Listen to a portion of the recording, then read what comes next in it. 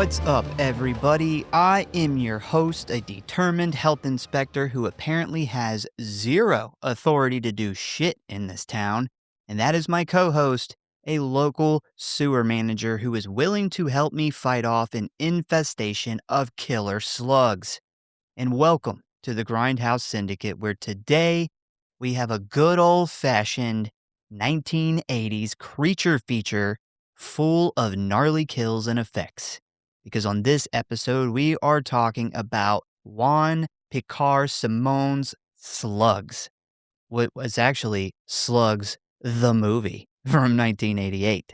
I've never heard the movie. I didn't either. I've always thought it was called Slugs, and as I was doing the background stuff, it is indeed called Slugs, the movie, which is weird because it's like, is there a Slugs, the series? Like the TV show? Slugs, the comic book. Like, That's what is weird. this? Yeah, I don't know. Even IMDb has it under Slugs. The title's Yeah. like on the movies, Slugs. That's really weird. Yeah. So this was my pick for the week, and the reason why I chose to talk about this ridiculous movie on so many levels is because after spending so much time working on Lake Mungo, which is like depressing and emotionally draining, I figured that we needed something light and fun. And what is more fun than a balls to the wall 1980s movie about flesh-eating slugs taking over a small town? Yeah. Yeah, this one's definitely a throwback to like the Ticks type episodes. I actually remember when we did Ticks at the very end. I mentioned to you Slugs, yeah. there's I don't know if it was in the Ticks episode or I think it we had is. mentioned Ticks shortly after on another episode, but I told you about Slug. You And did. I had bought a copy of it, but I had never watched it all the way through. Well, I mean, what you know it's gonna be good when it's murderous slugs. Yeah, you did tell me about it during that episode, and ever since then, it's been on my list to at least watch it and compare it to Ticks, because I've never seen this movie before. This was a first-time watch for me, and I was really excited to see how it was going to stack up against one of my all-time favorite movies, which is Ticks. That was a big reason why I wanted to cover it. So, yeah, this was a first-time watch for you as well then? Well, I'd seen the beginning of it, and I think that's it. I think I had just seen, like, maybe the first quarter of it, Yeah, I was gonna ask how um, far did you get into it? but I caught it on streaming, and I think that the version that I watched was a kinda edited it I don't know if there's different versions of it on streaming, or the version that I have, the Arrow Video version, is a uncut. I know that this movie got cut up in some ways when it was released, so I don't know what streaming has, but I did not remember the effects being as good as they were, and Yeah, I was extremely impressed. Like, I knew it wasn't gonna be it's almost in that B-movie territory, yeah. so I didn't have a ton of, like, high expectations, and I gotta say that I was, with the effects, extremely pleased, but overall, as a movie, I actually enjoyed it much more than I thought I would. Yeah, I didn't have any idea what to expect, even effects-wise. I went into it all I knew was it was slugs.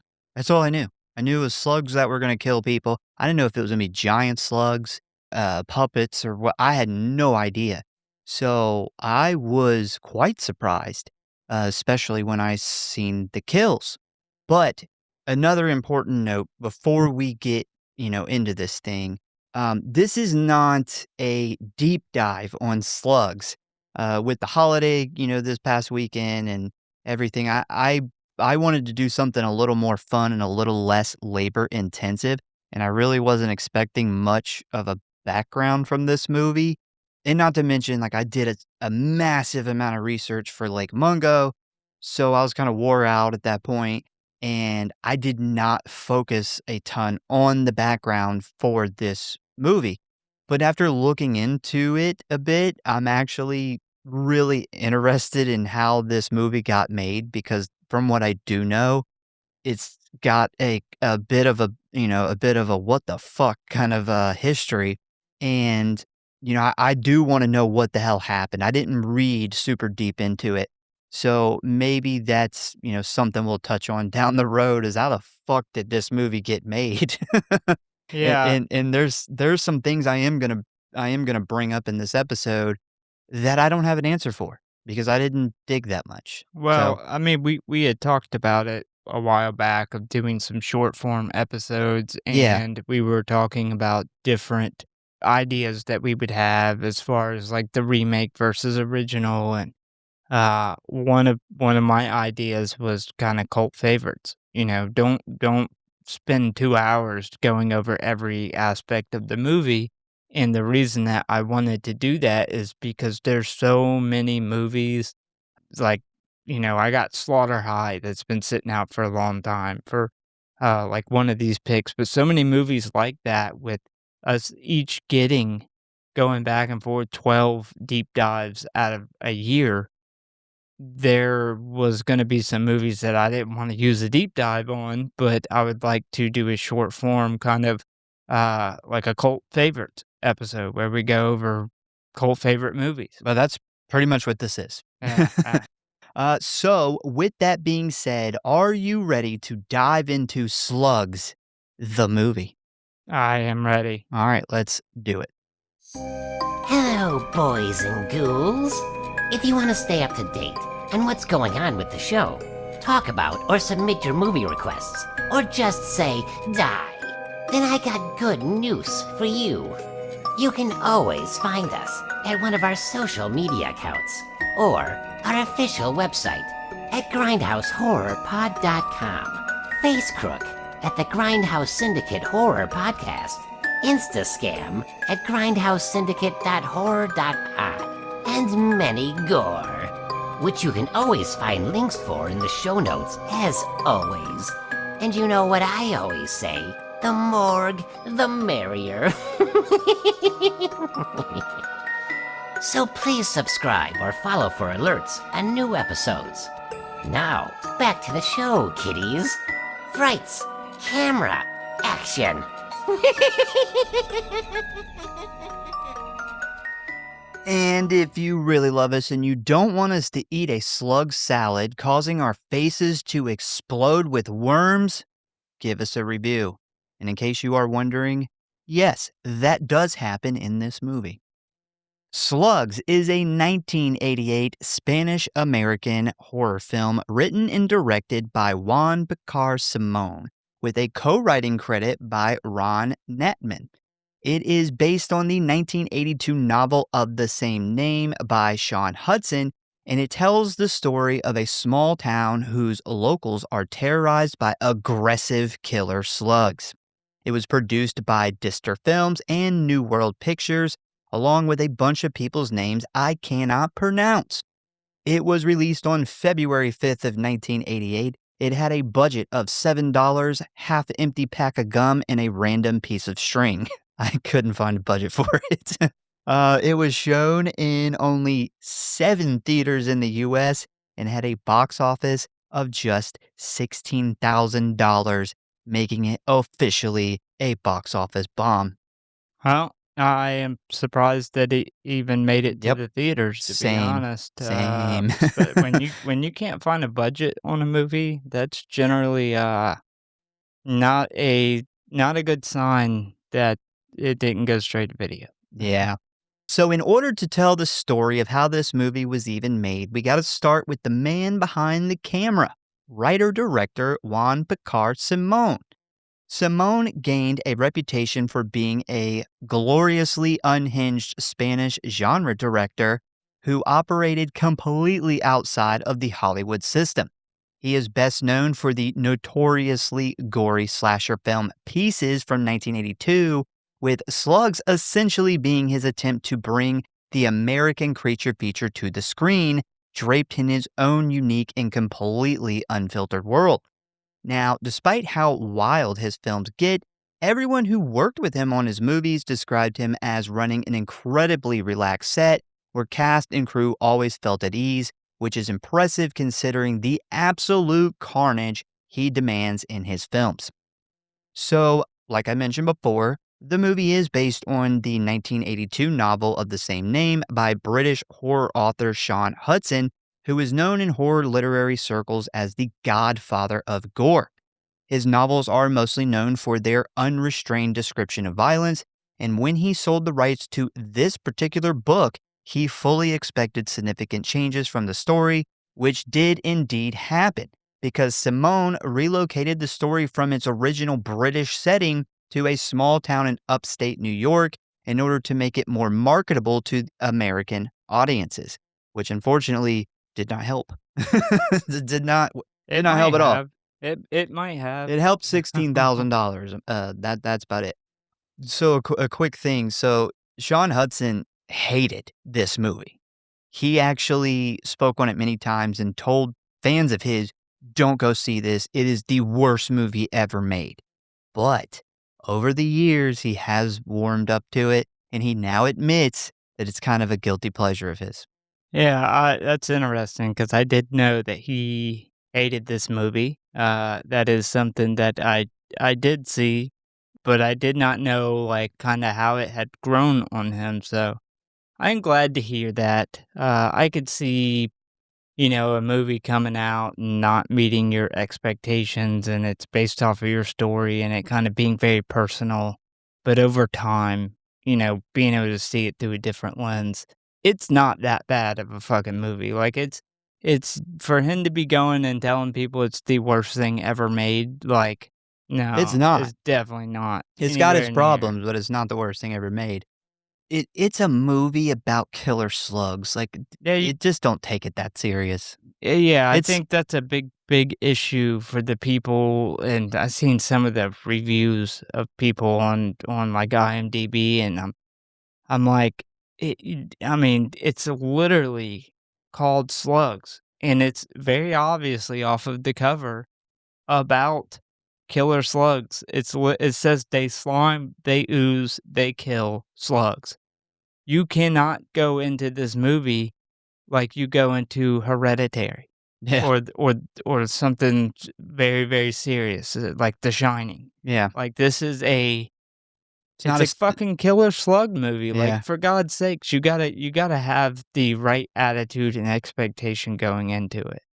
So principal photography began on November 10th of 1986, which is nearly 2 full years before the film's eventual release in 1988. I don't know what happened in those 2 years. I wanna know. But part of the reason for this massive amount of time is because the production was actually split between 2 different countries, with interior scenes, including all of the sewer sequences, being filmed in a studio in Madrid, Spain, and exterior scenes being shot on location in Lyons, New York. Now, when it comes to the creatures, both real and fake slugs were used throughout the production. And in some scenes involving particularly wet or slithery looking creatures, they actually swapped out slugs for juvenile eels instead because they moved much more convincingly on camera. The production ended up using thousands of real slugs combined with animatronics, meaning everything had to be physically made or built and achieved practically on set. I personally think that, despite what reputation this movie has in, the ridiculousness that surrounds it, the practical effects are very impressive and still hold up. Yeah, I think the practical effects are fucking. I mean, I've seen a lot of movies made after this movie where this movie's practical effects look 10 times better. Yeah. Like, this is one thing about the '80s that set the '80s apart, is you can turn on a movie that is in its own right, it's a B movie. It's not a super well-known movie, and go into it with no expectation. If they didn't have a whole lot of money, and then you see some practical effects that fucking blow you away, and that is something that we don't get nowadays.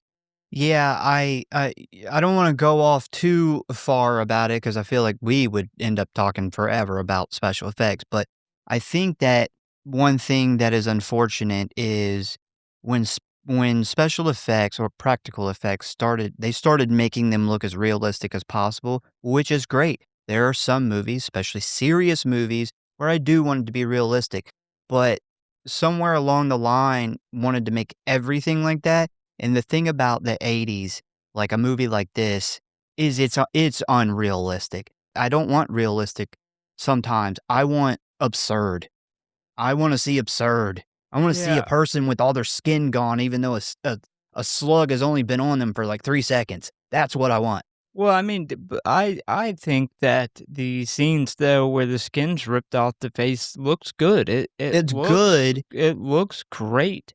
Obviously, it's absurd that slugs would devour a human face in the matter of seconds, or somebody's body is being eaten by slugs, and God knows how long after they have died, their stomach just explodes with a fountain of blood. Like that is obviously Ridiculous. absurd, Yeah. and it fits a movie like this, but even the, like, just the still shots of the skinless faces and stuff that they did, they look really good, like, they stand the test of time, and when B-movies now are made and they don't have a lot of money, they either skip around showing you this stuff or they use CGI, and that is one thing, with the '80s, with it being the golden age of practical effects, is we get movies like this that stand the test of time. So, when it comes to the score, despite this being a low-budget Spanish-American creature feature about fucking killer slugs, they managed to get composer Tim Souster and the Royal Philharmonic Orchestra. Yeah, that Royal Philharmonic Orchestra, the same group that performs in some of the most prestigious concert halls in the world, lent their talents to Slugs, which is just mind blowing. It's like, what? And, there's times in this movie where the music is especially Off. the transfer scenes, like the transition scenes, the music is awful. It Like, doesn't I'm like, match "What the the fuck scene. is this? Is this" yeah, it's like they took the music from a different movie and put it in Yeah. this movie. I'm like, "This should be a completely different feel." So I don't know how much they had to do with some of those scenes that I specifically mentioned because we didn't look that deep into it, but there's definitely maybe some stuff that doesn't fit or maybe is overdone for a movie like this. Yeah. And that makes sense if they got a a fucking very prestigious orchestra to do the score. So let's talk about the dubbing situation, which this film is notorious for. Because the cast was a mix of Spanish, Italian, and American actors all working on the same project across two completely different countries, mixed with the fact that the on-set sound recording was so poor, this caused pretty much the entire cast to have to redub their lines in post-production. Uh, That makes sense. yeah, so this wasn't a huge deal to the English-speaking actors, but the problem was half the cast was Spanish and Italian, who, when they filmed their scenes, they spoke their native language. And remember, this was suddenly turned into an American creature feature, so they had to have their voices entirely replaced in English for the American release, which is why this movie has that weird, off-kilter dubbing that we only see with some of the characters. But Yeah. everybody did have to get redubbed. There's definitely some characters that stand out and some that don't. That's Yeah, why I was wondering, like, you can tell the whole movie was redubbed, yeah, but some of them match up good, and some of them don't match up good at It all. depends on the actor when they went in the booth. Yeah, I didn't know if there was maybe lines that were changed in post when they went in to redub certain things, but to have a movie that half of the cast speaks a different language or a big chunk of it is, I mean, that's just wild, man. Could you Well, imagine making a movie and, like, realizing that you're in the middle of a movie and half of your cast is speaking Spanish and half of them are speaking English, and they're doing scenes together, and they have no idea what each other's saying, and, like, how do you even get yourself in well, such they weren't even in the same area together. a They were shit show? supposedly, a lot of I don't know. I gotta look into it because it is kinda confusing because from what I do understand, it started out as this Spanish movie. They filmed parts of it, and then it was decided, "Hey, let's just move over to America and make this an American movie," and that changed a lot, and I don't know how that came about. Like I said, when I started diving into this, I was like, "Oh, shit. I need to know this." Yeah, Um, I couldn't imagine as a producer on this film thinking that that was a good idea. Like, I would be like, "Dude, what are you doing with our money? yeah. Like, this is bound to not work out." And also, the information on this movie is not necessarily easy to come by. You have to really look for it. So obviously, when Slugs was released in 1988, critics largely dismissed it, which is no surprise. But the horror community did eventually embrace the film as a prime example of 80s practical effects filmmaking done with total commitment and zero shame. Since then, it has maintained a devout cult following and is regularly cited as one of the great creature features of that decade. I would definitely say it's impressive, but the 80s was a fantastic decade for practical effects. It's got some tough competition. I mean, Yeah. yeah, everything as far as practical effects, like, the '80s is when people like Tom Savini towards the late '70s and started coming in and doing things that had never been done.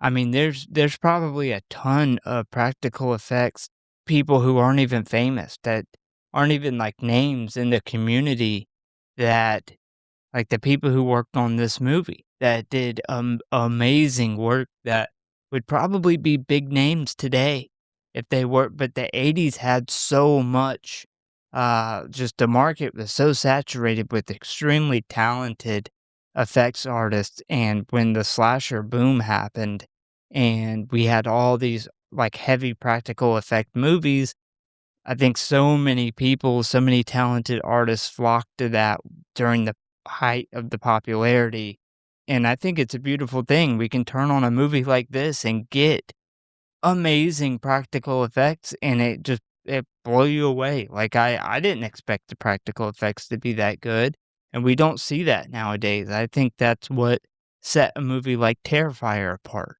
Although that was low budget, nobody really knew about it, that original movie picked up steam going into the second movie because of the practical Yeah. effects. Yep.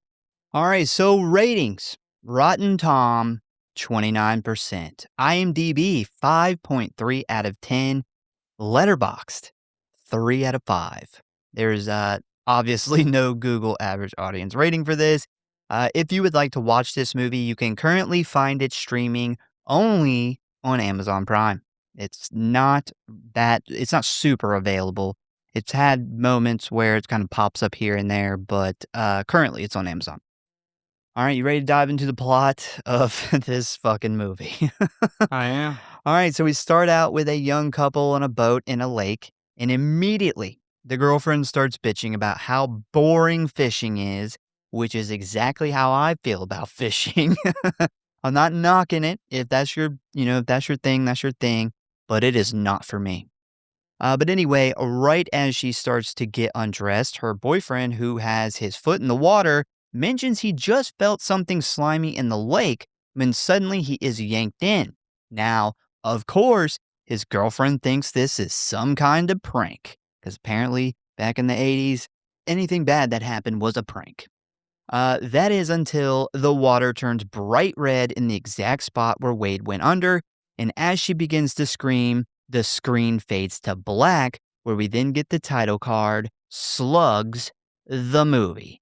And just like that, Slugs has made its intentions absolutely crystal clear. We are not here for character development.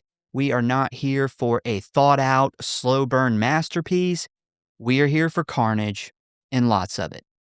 And also boobs. We're not here for boobs. Yeah, we didn't because get boobs. because he fell in the water at the worst fucking time. Yes, true. This is why Surprised it didn't this have is boobs. why you take your foot out the fucking water when you feel something touch your foot. And you Well- don't know what it is. well, 'cause you miss out on seeing boobs. My question is, how did the slugs manage to pull him under? Like, do they have super strength? Did they all like wrap around each other and form a super slug? Slugs don't even have fucking hands or legs. Like, how do they swim? Maybe he just fell in. Okay, well, I Ma- mean that's possible. I mean, maybe he just happened to fall in. yeah. Now, other than that, I don't know how he Or- did get in there. Or maybe he was gonna prank her. And he It went wrong. obviously has that type of personality. She thought it was a prank. Yep, prank gone wrong. So after that extremely efficient opening, we are then introduced to town drunk Ron Bell, who just finished walking his dog, where he was almost run over by a group of damn teenagers. And when he leaves the kitchen and he heads upstairs, we see that hundreds of big-ass slugs have climbed through his vents and into his home. And when he lays down on the couch for some sleep, he is quickly attacked and killed. Unfortunately, we do not get to see this kill, though. So after that lackluster death scene, we then meet our main character, Mike Brady, who is the lead health inspector for the small town of Ashton, New York, which is a quiet, unremarkable little community that sits directly on top of a former toxic waste dump site, which, as we're about to find out, is a fantastic place to build a town if you enjoy your residents being eaten alive by mutant slugs. It's either gotta be toxic waste or Indian burial sites. Dude, So that you was gotta on the tip of my tongue. you gotta pick your poison. Toxic dump sites must have been such a bigger problem in the 80s. But what if there was a toxic dump site Indian burial ground? Like, Whoa, whoa. the gates of hell would open. So Mike is the kind of guy. He takes his job very seriously. He follows the rules, and he genuinely believes that the system works if you just present the evidence clearly and calmly to the right people, which, as we have seen in many movies before, is total bullshit. And anybody that can actually do anything that may save people's lives in this situation will ignore him and do absolutely nothing. This is also very, very true in real life. It's become very true, yeah. We have Hurricane Katrina. That being a huge example of a problem who people that did their job correctly tried to bring to light. This thing's gonna break. Yeah, this was a big problem. It's interesting. I actually seen like a PBS documentary on that took place like 5 years before Katrina. It popped up on YouTube one day, and I watched like the whole water problem with New Orleans, and the guy on there like warning that this had to be fixed, and it was kind of very grim watching it, knowing that what ended up taking place. But yes, there's numerous examples in real life of big time catastrophes or bad things that happen that led to people dying, that people who did their jobs tried to warn other people, and nothing got fixed. Yeah. Looking at you, NASA. Yeah, we're seeing this now with data centers. Data centers are poisoning the water. It's like, you'll be fine. So early the next morning, Mike and local sheriff Reese head out to the home of Ron Bell in order to serve an eviction notice.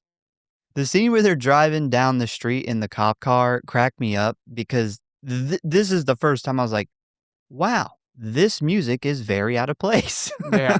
And then Brady also, he lights up a cigarette and then asks Reese if he minds. "Do you mind if I smoke?" It's like, you've already lit it. Yeah, You he Mike is a very confident person. Yeah. He moves with confidence. He was confident that Reese wasn't gonna care. Yeah, and then he literally litters out of the sheriff's car. Yeah.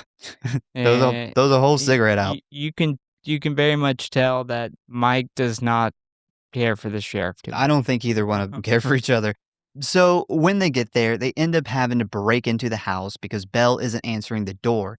And what they find is Belle is there, kind of, because when Brady and Reese walk up the stairs, they followed the awful smell of human remains first, and they end up finding Belle laying there with no skin, blood and tissue barely holding on to his bones, and small worms crawling around in his skull, which looks awesome. This was kind of, I was like, oh man, I hope that this isn't, they didn't like, use all their effects on the first kill. And I was so glad that almost all the kills are like this. Yeah, this is what I was saying about the '80s, man. It's the only decade that we get where, you can turn on a movie you've never heard of that went straight to video or, was very limited on its release, and you get this level of talent and effects. This is the part of the movie where I was like, "Okay, Yeah, that was okay, me. this is pretty good." I actually rewound it because I was like, oh man, did that look as good as I thought it did? Yeah, very impressed here. Now, as we are about to learn, Sheriff Reese is the kind of small town lawman who approaches every situation with the absolute minimum amount of curiosity required, because he takes one look at this situation and immediately determines that it was some kind of animal attack. And as far as he is concerned, mystery is solved, the case is closed. But Mike, who is already getting that look on his face that he's going to be wearing the rest of the movie, notices something that Reese completely ignores, which is the absolute enormous trail of slime leading from Ron Bell's basement up through the house. I think it's safe to say Sheriff Reese is definitely no Sherlock Holmes. He didn't even like investigate at all. And why is the fucking health inspector doing a better investigation than the police? They just switch jobs. Yeah, I'm willing to bet that this town does not have it in their budget for forensics. And oh no, we kind of see that later on. But yeah, and Reese is like, we don't need to investigate. This guy is dead and has no skin, but I don't think we need to. And it's an animal attack in the house upstairs. Well, they talk about kinda how boring and nothing like, how boring this town is. It's a very small town, not a lot happens, so they clearly don't see a lot of murders. So you would think walking in on one where the guy's skin is stripped from his body would be Huge. huge red Yeah. flag. Yep. Nope. Don't feel like fucking with that. That's Reese. He's like, I don't feel like investigating that. This is obviously not a regular murder. So Surprised he didn't call it suicide. yeah. So after that weak ass murder investigation, we then cut to Brady being called out to a very unhappy old lady's house after she complains about the sewers stinking up her home. And when he arrives, he meets up with his friend and the head of the sanitation department, Dan Palmer, who ends up donning his gear and heading down the manhole to see what the problem is. But once he finds which pipe the issue is in, it becomes very apparent there is something alive down there, as we then see some kind of creature grab a hold of his long metal rod that he was using to probe the hole, snatching it out of his hands, leading him to quickly get the fuck out of there. So, an interesting thing here, I don't know if you caught it or not, but it's during the scene where all of the high school kids are at the diner, and apparently everyone is planning to go to a Halloween party tomorrow, which officially makes Slugs a Halloween movie. Oh, yeah, I definitely caught it. It's hard not to catch, but yeah, I did not know that Slugs I didn't was, either. And I was like, oh, shit. it is a very, not Halloween feeling No, Halloween not at all. movie. Also, I did see a pumpkin in the later on in the movie yeah, once, it's the weakest Halloween party ever. but it One still one qualifies. one pumpkin, one mask.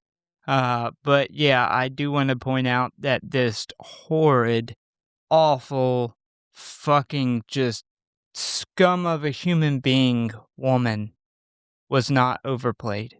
I wish I could say Yeah. she was, but this is a real woman. They may have actually not even told her this was a movie, because women like this, not just women, men too, but old women that you are going to do work for, very much like this exist. And like I said, I wish that I could say that this was an overplayed part, but no, they may have snatched this lady off the streets. They found a real old lady who was unsatisfied with something. Yeah, I thought about that as soon as I seen that. I was like, "Oh, ran into a couple of those in my And career." maybe they were using her house for filming, and they showed up late, and they Yeah. just started filming what they got. So the next person to have a no good, very bad day is a local gardener named Harold Morris. And Harold is just out there living his life, doing some gardening, and just trying to get away from his annoying ass wife. The the dubbing here is hilariously bad. It was at this point where my suspicions were confirmed about the dubbing. I was like, okay, they definitely dubbed at least some of this, because had no idea that they were when I started watching it, that they did any dubbing, and I started to slowly suspect it in the first 10, 15 minutes, and it was at this point I was like, yep, yeah, I don't know why they did it yet, but they did. Yeah, I've from the very first scene on the boat was like, okay, this is dubbed. What's going on here? And then there is a one character in particular. It's really obvious, but there's a Yeah. handful of them that's more obvious than others. Definitely some dubbing going on for sure. So anyway, after carrying some large plants into the green room, Harold puts on his gloves and goes to add some fertilizer when suddenly he notices a sharp pain in his left hand, almost like something is biting him. So he immediately tries to remove the glove, which doesn't work because the slug inside has latched onto his hand with apparently the strength of a bodybuilder, which leads to a struggle that knocks over a glass jar of acid, maybe? I I don't don't know. know what that guy's using on his It plants. looks like acid. I'm not sure why you would have acid in the greenhouse, but Dude's like stay out of the basement greenhouse. yeah. Like I don't know what he's using on his plants, but I don't think that that's legal. Yeah, I don't know what you could be using acid for, but whatever. This also results in him getting pinned to the floor by a shelf, giving him no choice but to scream for his wife, who doesn't hear him because she is busy inside cleaning the stairs while listening to tropical Hawaiian music. Yeah, this guy looks like or this guy's wife looks like she got like the first prescription of amphetamine salts. Like she has got that like added up wipe, Yeah. just cleaning the fuck out of everything. She's wiping the stair, like the shit in between like the handrail going up the stairs. I mean she is on it. While listening to Hawaiian music, Yeah, which, fucking music. weird. There's so many Yeah. just parts where the music just does not fucking match up. So Harold, having run out of options, does what any real man wearing a flannel would do.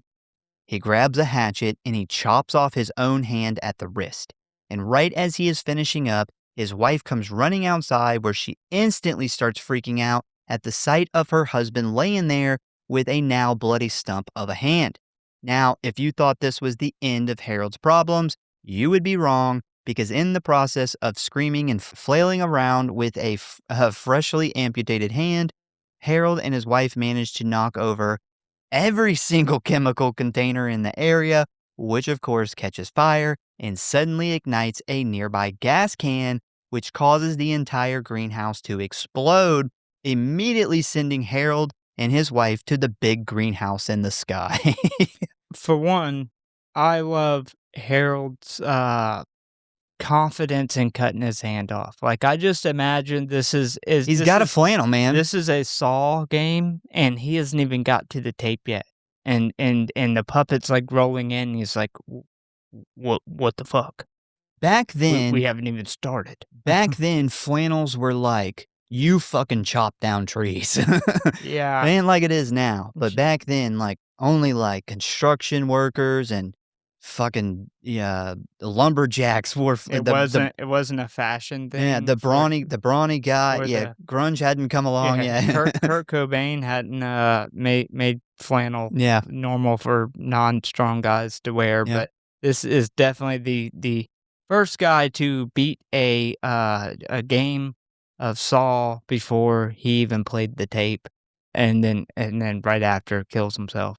I It love how the slugs do nothing but bite his hand in the glove. That's all they do in this whole scene. the slug actually dies too, They literally did nothing but bite him in a glove, and it caused an explosion. and he literally freaks out and causes the entire, like, half of the house to blow up. It also has a bit of a Final Destination vibe.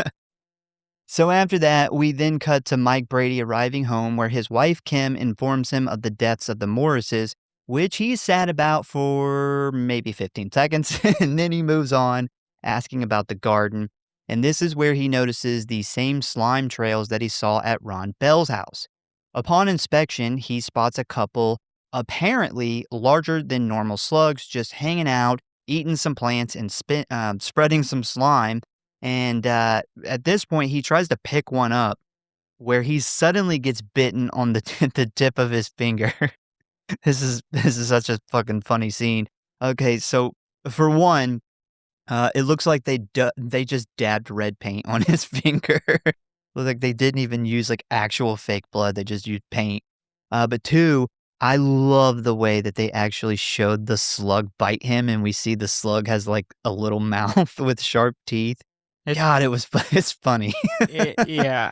I don't even think that that is the funniest part of the scene either, 'cause that is hilarious, but when he scoops the slugs up, it 100% looks like he's scooping up a pile of dog shit. Like, Yes. I cannot believe nobody in editing was like, "Okay, let's just edit this out." Like, this is hilariously obvious that it looks like he is scooping up a pile of dog shit with the shovel. There's actually one scene later on with the science guy where he goes to put a slug in a jar, and he actually I even rewound it to see he actually doesn't pick anything up.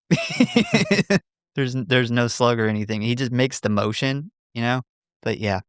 Anyway, so it's at this point where Brady is starting to connect some dots here.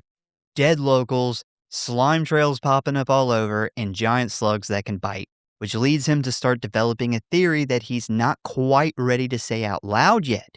So he then collects 2 of the slugs from the garden, and he takes it to the local high school science teacher, who is also a friend and co-worker of his wife Kim's, a man named John Foley, who's a bit nerdy and speaks with a very obvious English accent despite living in New York, which is never explained at all. This is also a weird dubbing, which I was thinking, if they're gonna dub this guy's voice, why not change it to an American accent? Considering that's what they did with everybody else. This is Nah, weird. This doesn't I make any sense. I don't know. Uh, No, there's a lot of the way that they made this movie that doesn't make sense. It seemed like they made a movie and they made it as hard on themselves as humanly possible to yes. make a movie. So John kind of examines the slugs a little bit, where it is revealed that he actually knows quite a bit about these slimy creatures already, and after a little back and forth with Brady, he agrees to look at the specimens more closely later and give Brady and Kim more info tomorrow afternoon. By the way, we cut back to him later on when he starts like actually dissecting one of these slugs. It's like 10 or 11 o'clock at night. Why the fuck is he still at this lab? Also, why the fuck is this high school lab looks like it's like a university conducting research on cancer or some shit. Like, he's got chemicals everywhere. He's got test rats. He's got fancy machines. And this is just a high school. Mhm. And he's works all night. Maybe this is the town's college, too. It's a Something. small town, but it definitely seems like the one doctor in this town has just discovered prescribing Adderall, and he's giving it out to everybody. Like, why is this guy at work? So anyway, on the other side of town, a couple named David and Maureen Watson are going on about their evening. And we see here, while Maureen is chopping up a salad, she fails to notice one of the slugs has made its way into the lettuce. Ugh. How the fuck do you fail to notice a giant black slimy slug in the head of lettuce? She must have drank way more of the bottle than we saw, which she does admit later on, like she's got a drinking problem. Well, I do love the realism in that is that she has a drinking problem. These two have clearly, as we know further in the movie, this has been a problem in their relationship because she just stays home and drinks all the time. Yeah. And she wakes up to him pulling in the driveway from work, and she's passed out on the couch, and she runs in there to pretend like she's been preparing dinner, and in the process manages to not realize that there's a fucking slug, which is super gross when she's cutting that slug up in the lettuce and doesn't realize it. And also, there is a box of Reynolds Wrap in the background, and Reynolds Wrap has not changed their boxes Wow. I didn't catch like that. in like 40 years. Yeah, it's working. So, technically, she got wasted and tossed David's salad. Yeah, a slug salad. Yeah. So once she finishes preparing dinner, we see her husband David eat it, where he also doesn't notice anything unusual, but it is soon revealed that the food has caused him some stomach issues. So I guess he ate the whole thing, the whole slug. Well, see, they were talking about putting hors d'oeuvres in it. I don't know what that is, but I know it. I think it's similar to like anchovies, which is I just recently found out. I think is like tiny little fish. It's a tiny cut fish, up. yeah. So I could see if there's like anchovies in there, you not really quite realizing it. I don't know. I don't eat those, but it would be an explanation of how you don't realize there's like this clearly something that was living and was slimy cut up in your salad. Yeah, that's gross. So yeah, and then there's also the weird conversation they had where Maureen's like, "I'm sorry I'm a bitch all the time. It's my drinking. It's getting the best of me." And then she's like, "I'm gonna go check myself into rehab soon." And David's like, "Oh, honey, you mean that? That'd be great." And I don't know if you caught it, but as soon as she says the part about getting help for her drinking, she literally picks up a glass of whiskey and takes a drink. I was like, At least "Oh, she wow." At least she admits that there's a problem. Like, you The do have a first problem. first step in getting help. Yeah, I just don't how many wives start out a conversation with, "I'm sorry, I'm a bitch all the time"? Probably not many. Ones that have fucked up and like really bad and know that you're about to find out. Yeah, that's hilarious. So anyway, once David and Maureen head to bed, we then cut to the two teenagers that we saw earlier, who are about to take their first step towards becoming the latest stars of MTV's Teen Mom, as they quickly get a little drunk, ditch their clothes, and start fucking on her father's downstairs bar. But before things get too X-rated, we then cut over to the high school lab, where for some reason John Foley's still working. And this is where we see him start to analyze the slugs that Brady brought in earlier. But as we quickly learn, Foley isn't the sharpest scientist in the bunch, because while looking at one of the slugs, he leaves the jar open, allowing the other one to escape. Maybe he's just tired from working a 17-hour day. But anyway, this leads to the hilarious scene where the escaped slug brutally murders one of Foley's test hamsters right in front of him, which strikes fear in the overworked science teacher. Bro, that shit, it killed that hamster like a fucking mountain lion. It mauled him. It mauled him to death. It literally jumps on its back and starts like killing it, like biting into its neck. And if you've never seen this, you do see it. Yeah, and yeah. it's awesome. I give them immense props because if Tons of you props. came to me and said, "Hey, we've gotta film this scene of a slug taking down a hamster and it's gonna murder it like a mountain lion."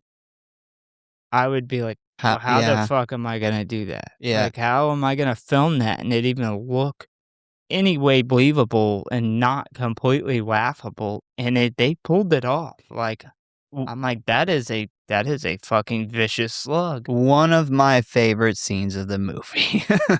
So we then jump back over to the teenagers who have just finished up their baby making, but as soon as they both get off the bed, they begin to get bit on their feet, where it is then revealed that the whole entire floor is covered in killer slugs, which appear to have gotten in the house through the toilet.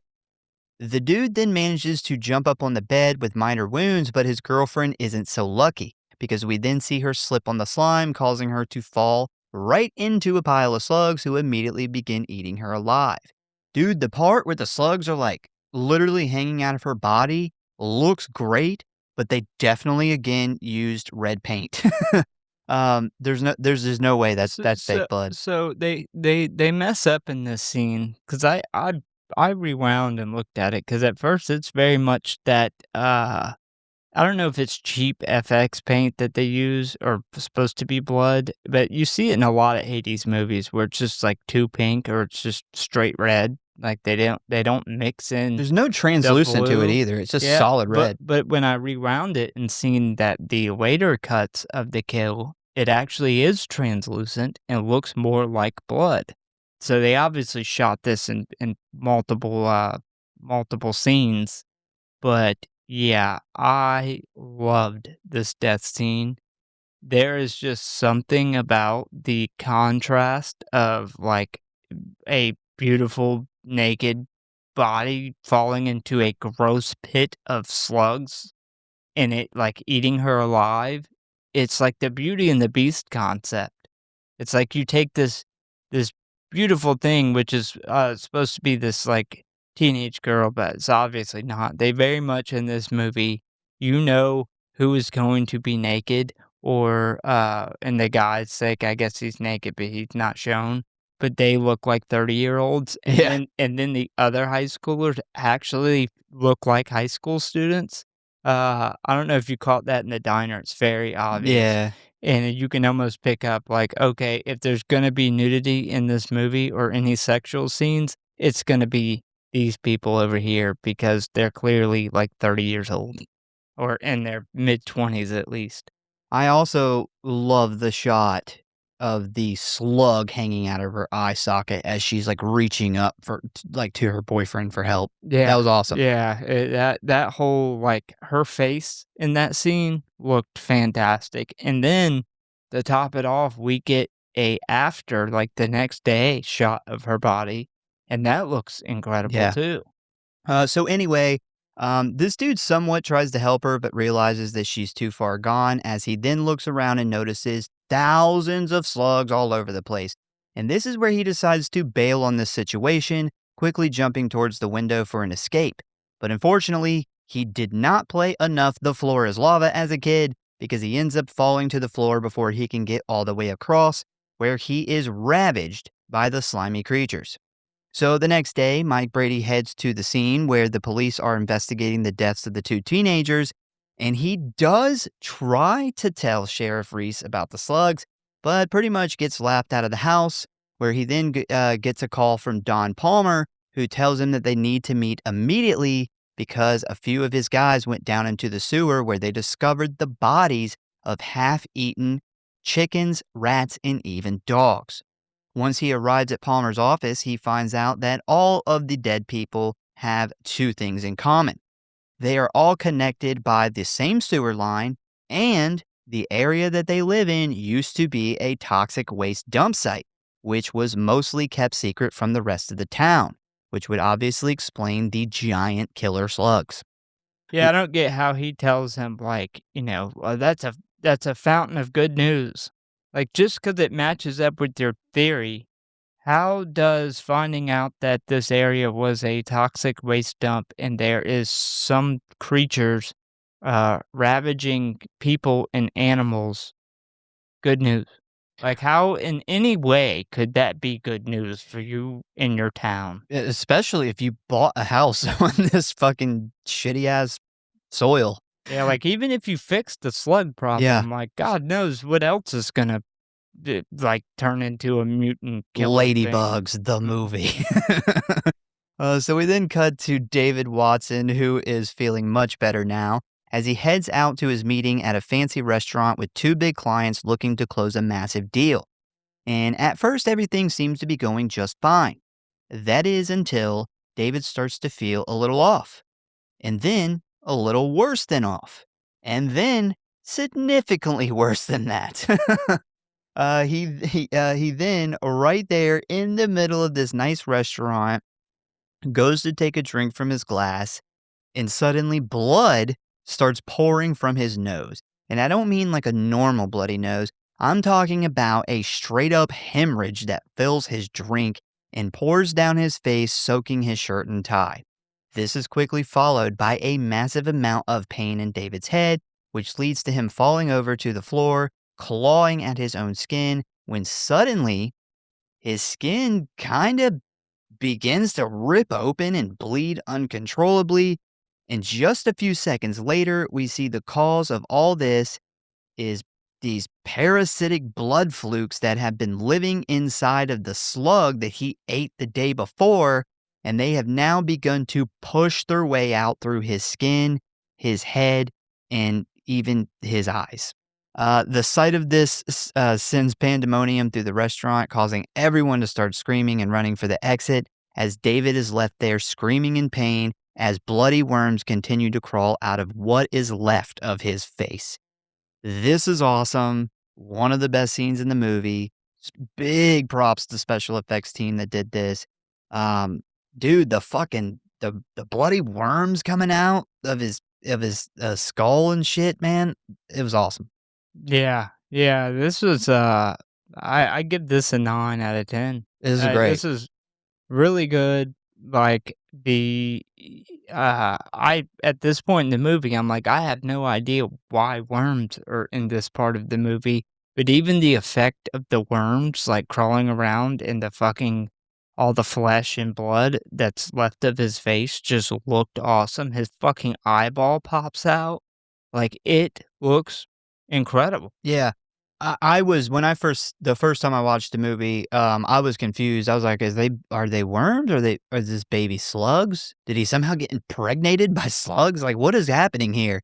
But yeah, they do kind of make it clear later on. But dude, fucking worms like pushing out of your face?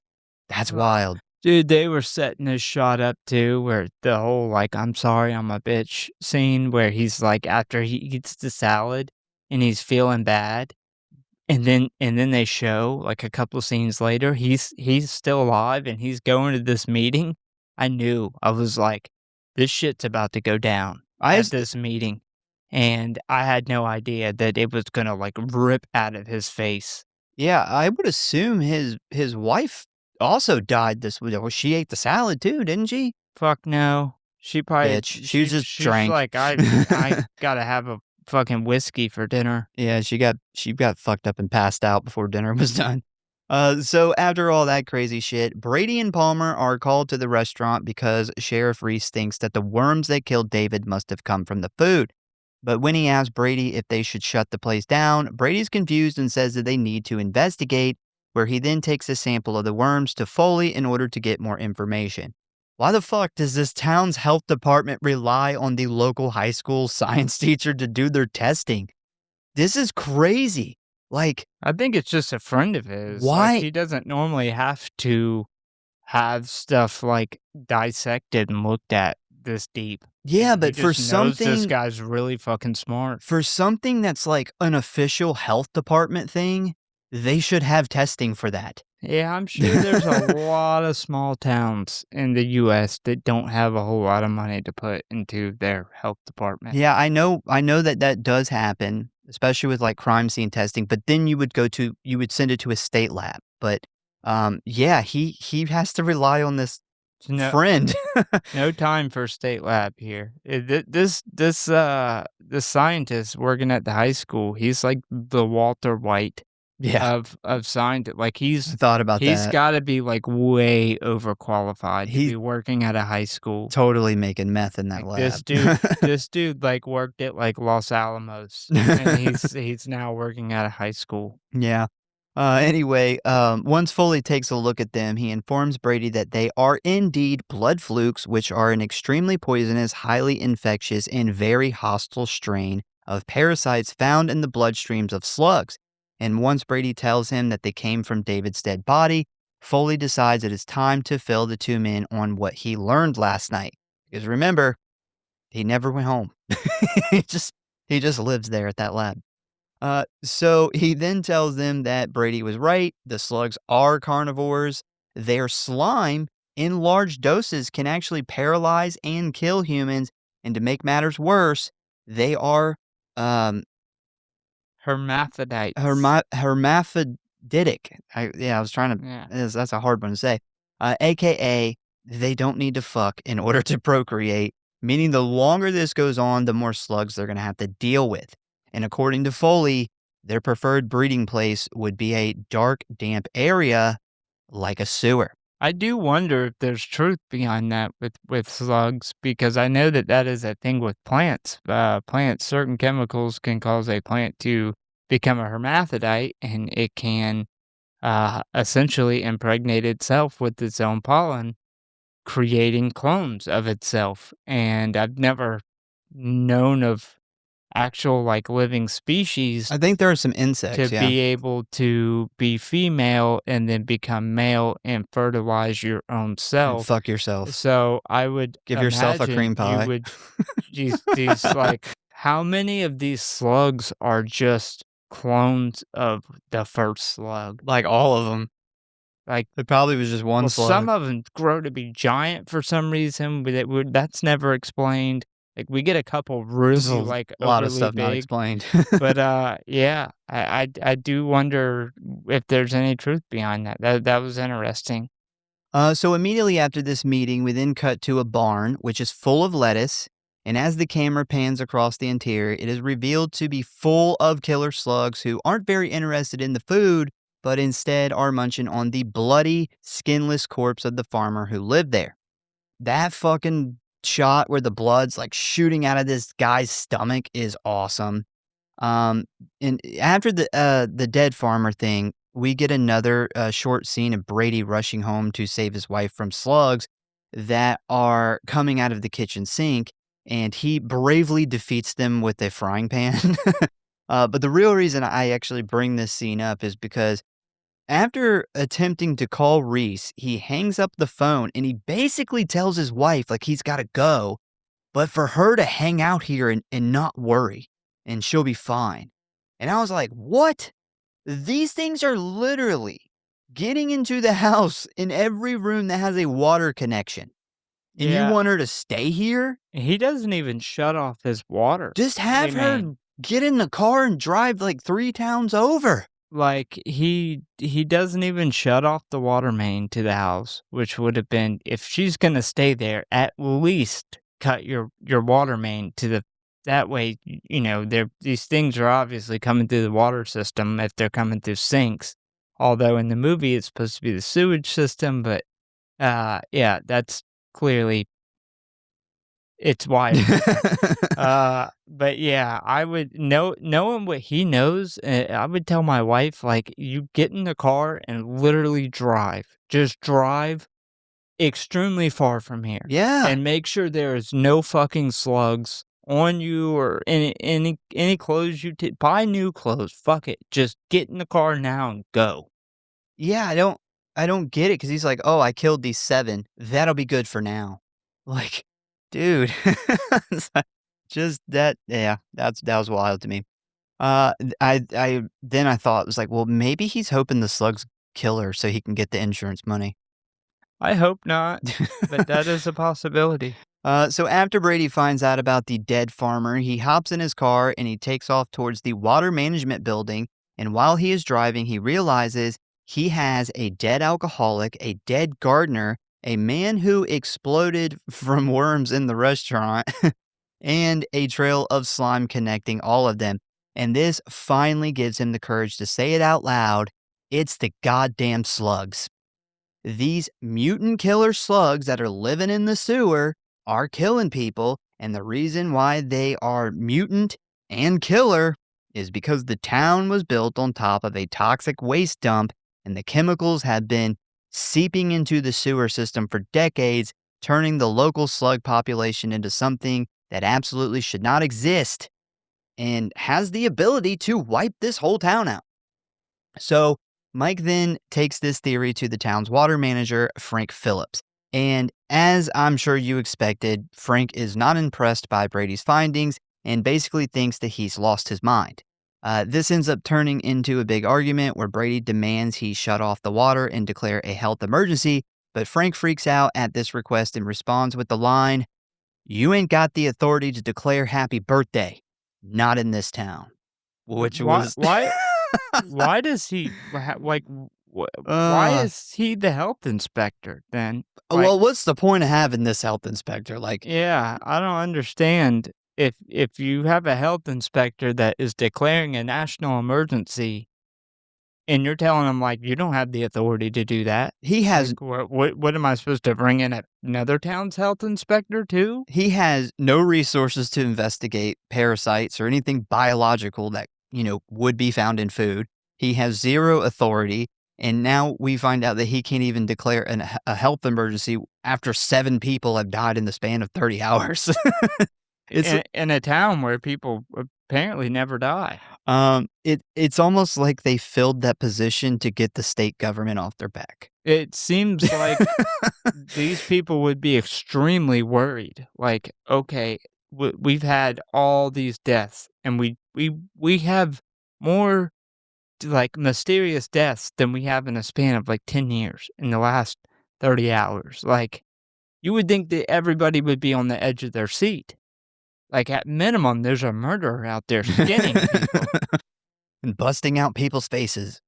So after this big argument with Frank, he basically tells Brady to fuck off, which causes him to storm out of his office in order to go talk to the mayor, where it is then revealed that the slugs are on the verge of escaping Frank's personal toilet, which is conveniently located in his office. The first time I seen this movie, I was like, oh God, please get killed while taking a shit. Yeah.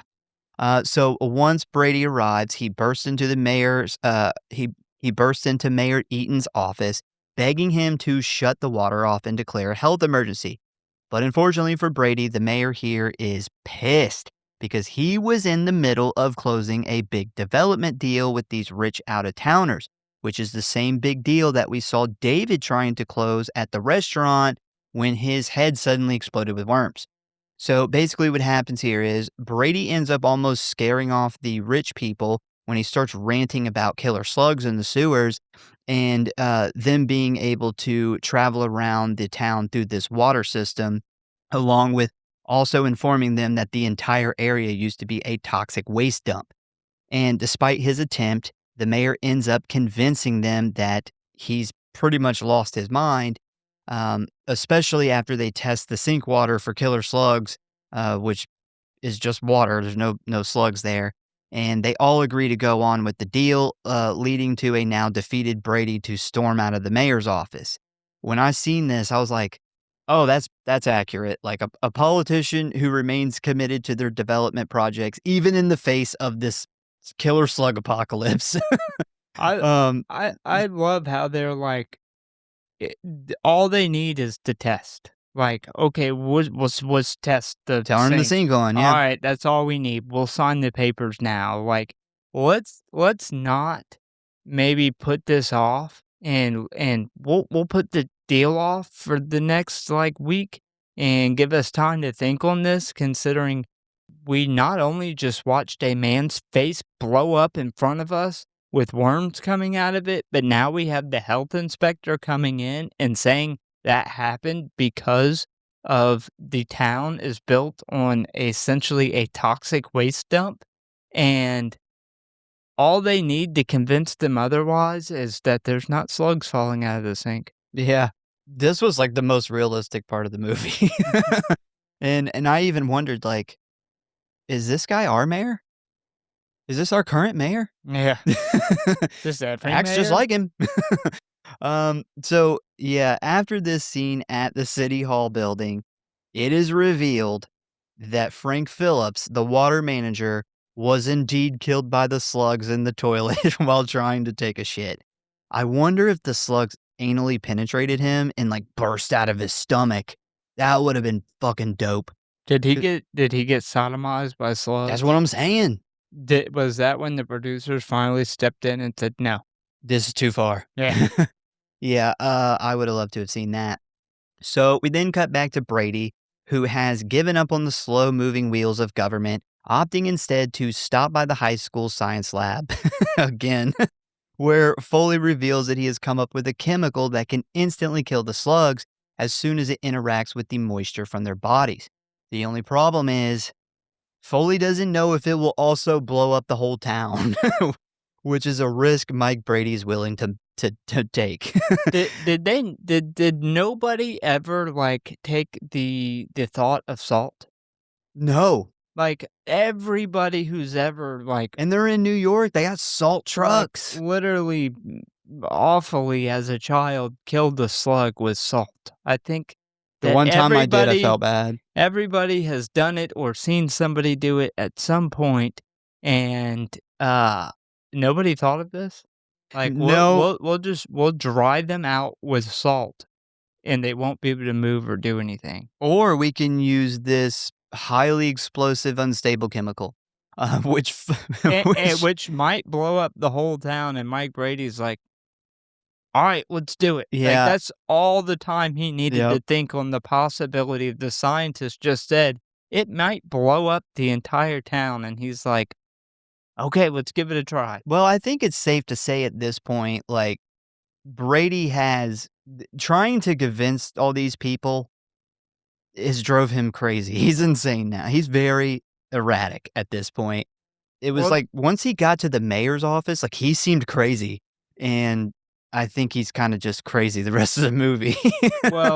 you know, yeah, in his defense, like, even if it does blow up the town, like, him sitting here in this moment, he's gotta be thinking like, "Well, if it does blow up the town, oh well." Because if these slugs at this rate keep on, Yeah, he's killed the whole town. they're gonna kill the whole world. Yeah. Like, not the just town, like, they're gonna move on to the next town. Like, these are Well, unstoppable. eventually, the slugs will come across a health inspector with authority. Yeah. But yeah, Foley agrees to make a massive amount of this stuff and meet him at Don Palmer's office in 3 hours. He did not seem very confident, though, that he could make enough of this shit in just 3 hours, and Brady's like, "Ah, you can do it, like, you got all the resources of a high school science lab at your fingertips." Also, we see here that both Palmer and Foley are pretty hesitant about using this shit to kill the slugs. And I got to thinking about it, and it's probably not a good idea to use this explosive chemical in a sewer where there's like tons of methane. Because if you remember in the beginning of the movie, like when Palmer goes down there, like he's telling Brady about how high the methane gas levels are in the sewer.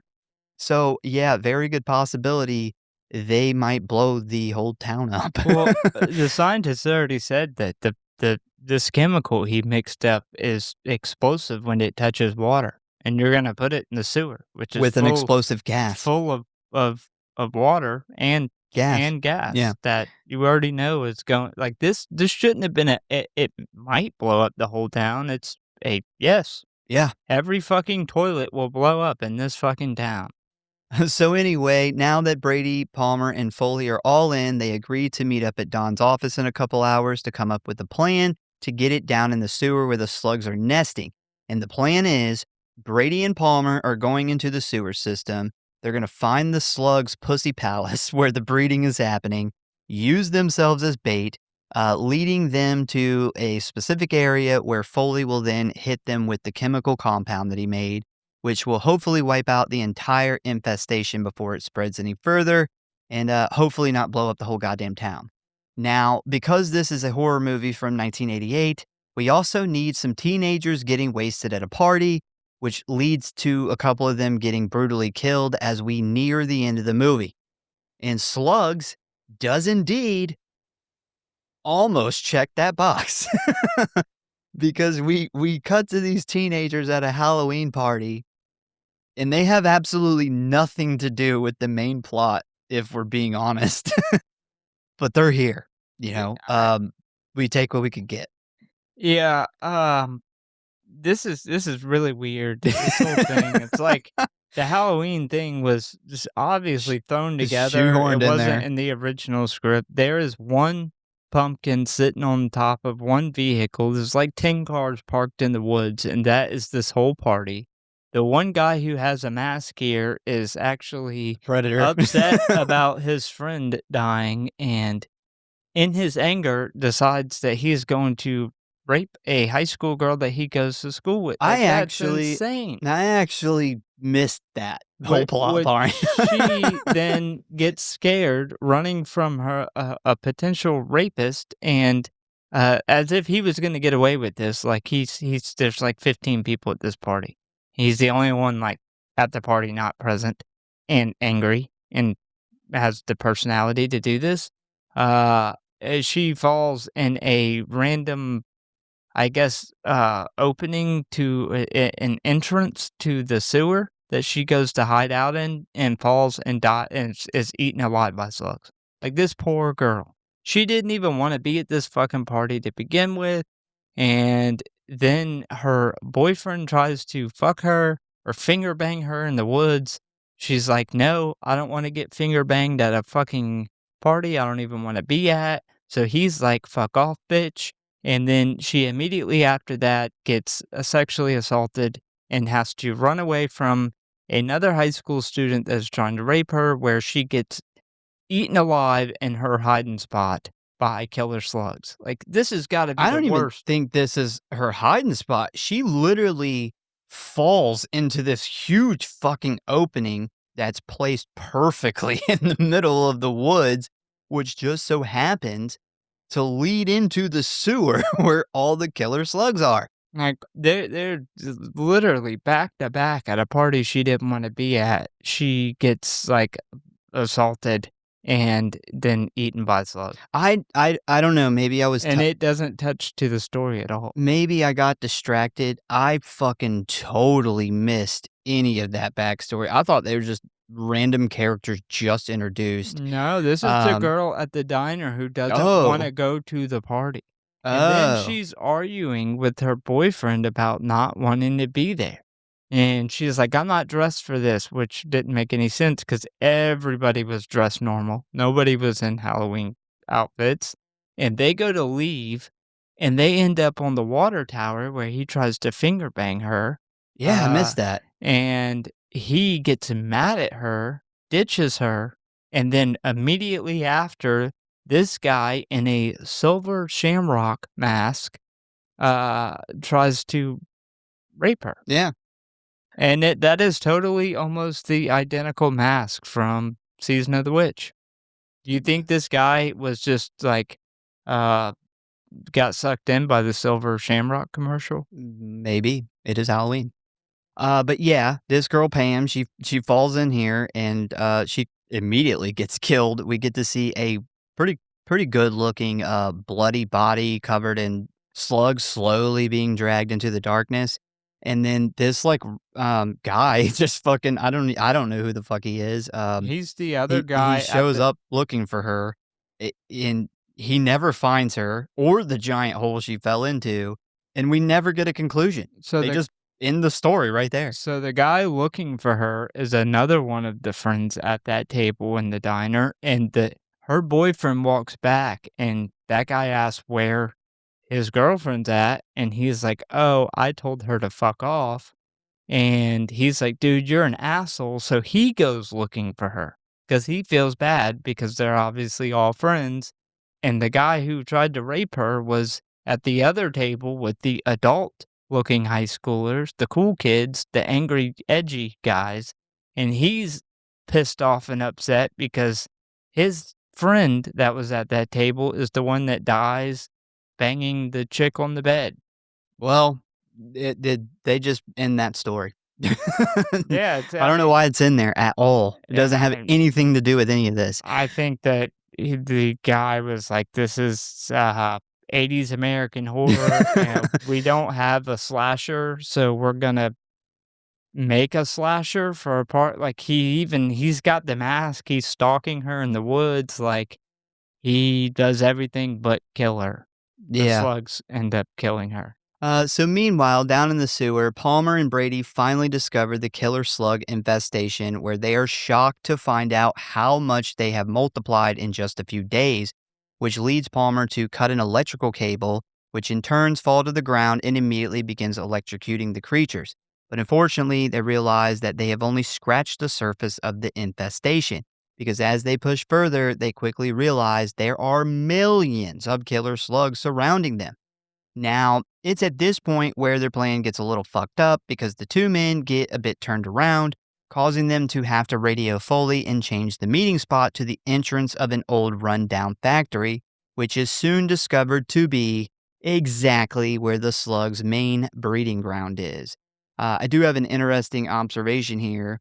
This is supposed to be like the main slug, breeding area.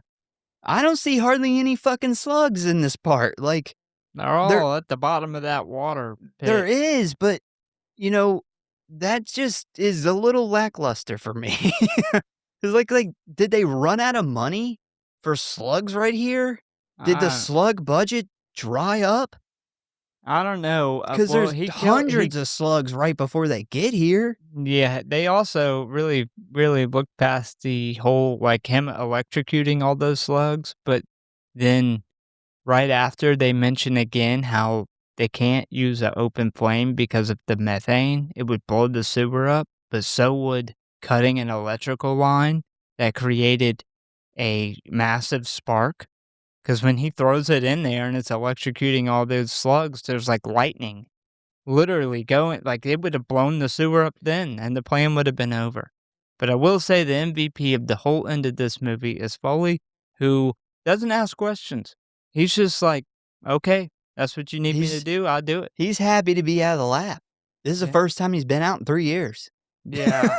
Um, I also like the sewer guy, Palmer, before this. I do love how Mike goes to convince him, and he's like, "Alright, I'll do it," and Mike's like, You don't need some more time to think on." Like, he is so, like, used to getting shot down Yeah. by everybody at this You point don't wanna call me that crazy first? he finally convinces somebody, and he's like, "Wait a minute, you don't wanna think about this a little bit first?" Yeah.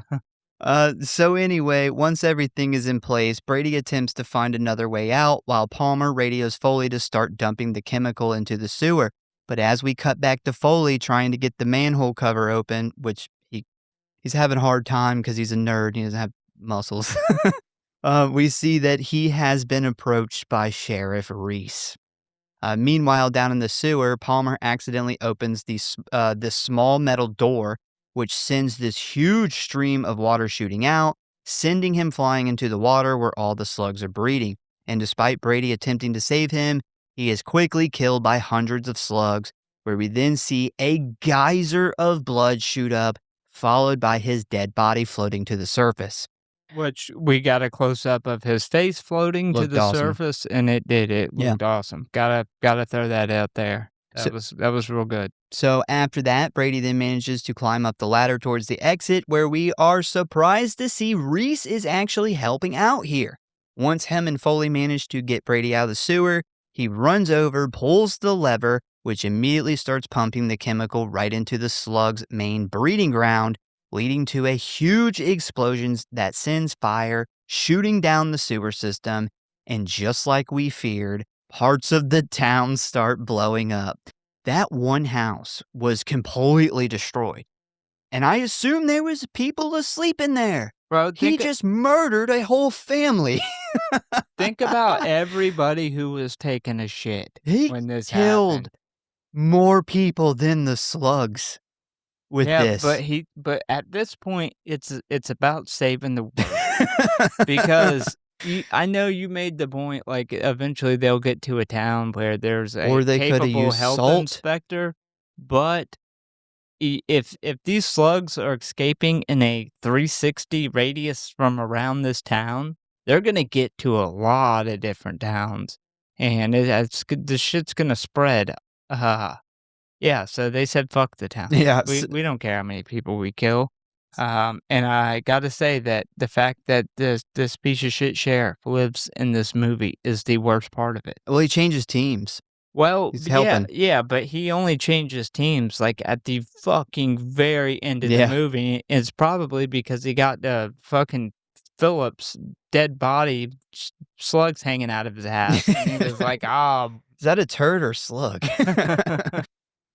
So after half the town explodes and many innocent people are killed, I assume, Reese attempts to offer his condolences to Brady for the death of his friend Don Palmer, the real MVP of this movie.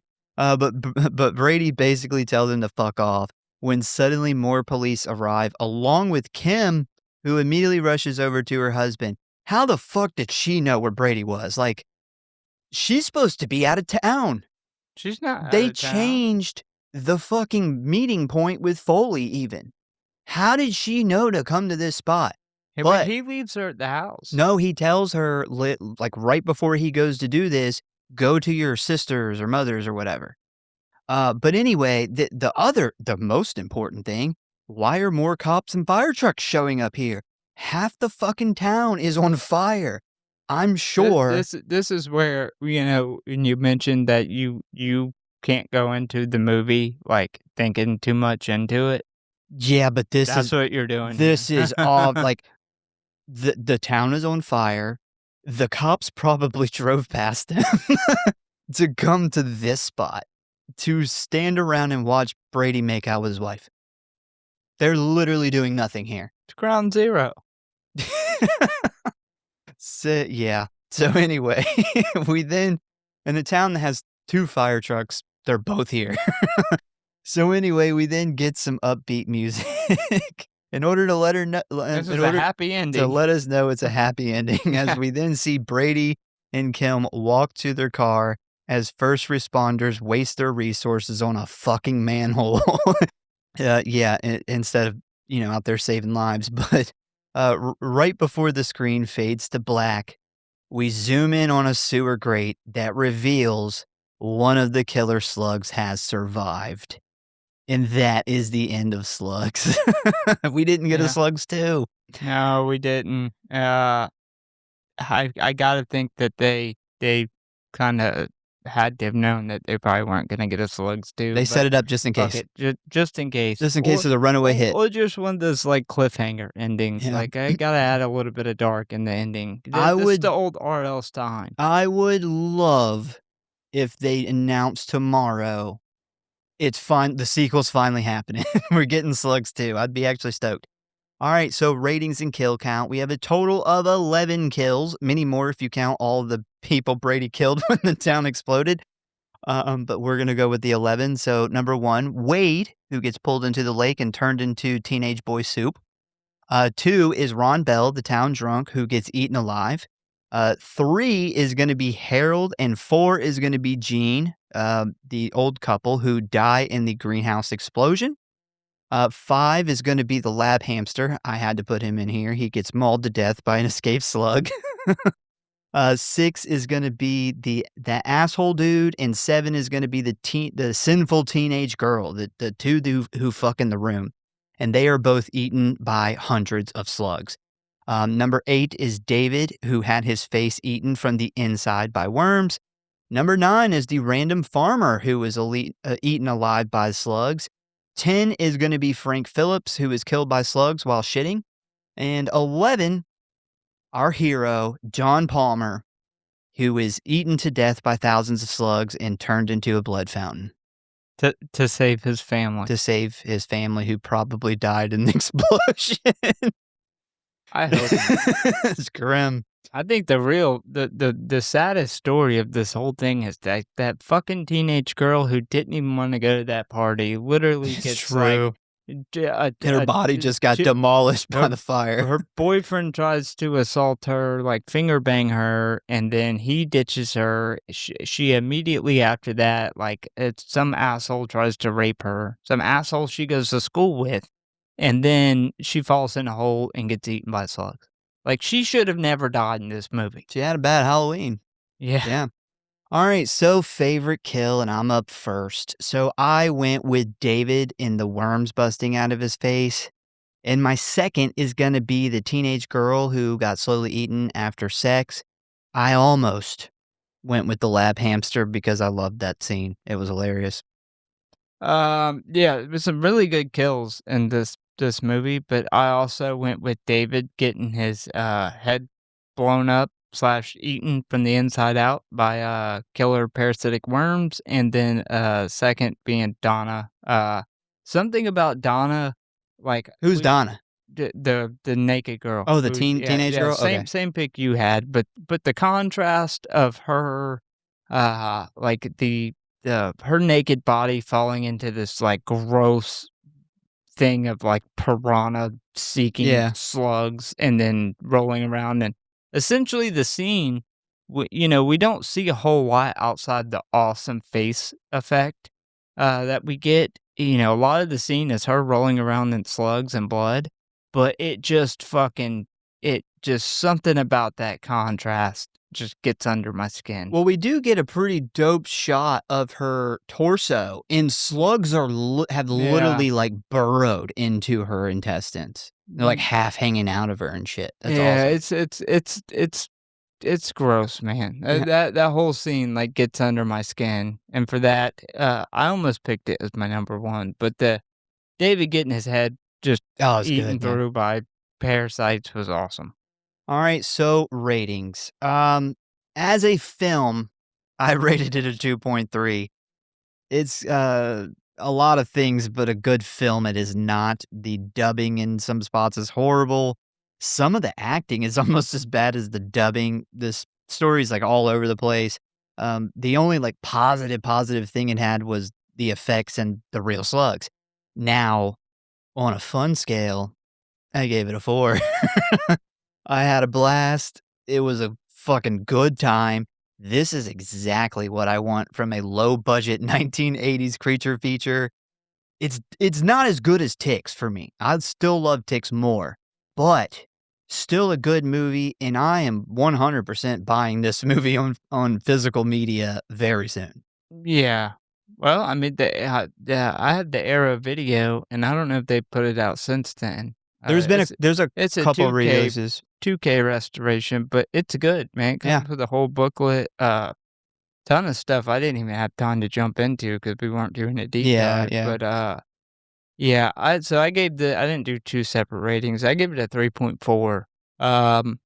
The practical effects really, really stood out to me. I just what I said about the '80s, just it was really good, like, for this random movie to have such, like, not 1 or 2 cool looking scenes, but Yeah. we get a bunch of really awesome, like, corpses and practical effects, especially when you're talking about, like, you have to try to visualize and put on screen slugs murdering somebody. That's And the hard. fact that they did it, and they did it, and it looked really good, huge props to them for that. Um, they the story itself was not as bad as I thought it was gonna be. It was a movie I could follow. I do wanna say that the, scan looked good, like, it looked really, really good for a movie from 1988. Uh, some of the bads, the score was just god fucking awful in some parts. It's not that the music was bad, it was just out of place. Yeah, it was. I mean, it was kinda bad music too, like, some of it was bad music, some of it was not Some of as it bad. reminded me of sitcom It's just music. so bad when it's, that out of place. Yeah.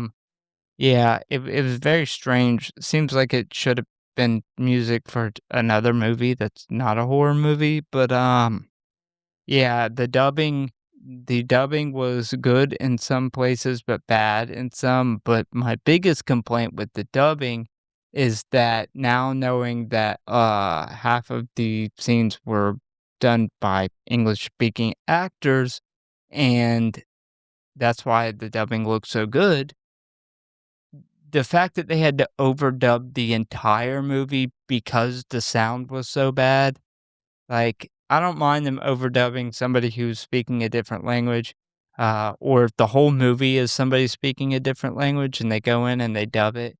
I can see past that 10 minutes into a movie if I get into it. But the fact that they shot the whole fucking movie and the sound was so bad they had to redub everybody's voices, like, that's pretty bad. But overall, this movie actually impressed me. I enjoyed it more than I thought I was going to. I expected close to the story we got, maybe not quite as good, but nowhere near as good of effects. I expected some really cheesy, god awful effects and some very, very laughable slug killing scenes, and I thought they did really good with slugs murdering people. Yeah, Like, that's super hard. I thought the slugs were gonna be like, when you seen them, it was gonna be like, "That looks like shit." But Yeah, they used a lot of real slugs. yeah. Yeah, I gotta say, man, that this movie exceeded my expectations Agree. for a B horror movie. Yeah, very fun movie. I will 100% be adding this to my collection. Yeah, so that's our thoughts on Slugs, the movie. Once again, we thank you guys for listening. Please give us a follow or like if you enjoyed the show. Check out the website and check out our socials. Tell a friend, a family member, or your local health inspector about about the slugs. About the slugs, man. I mean, show. And we hope to see you next time.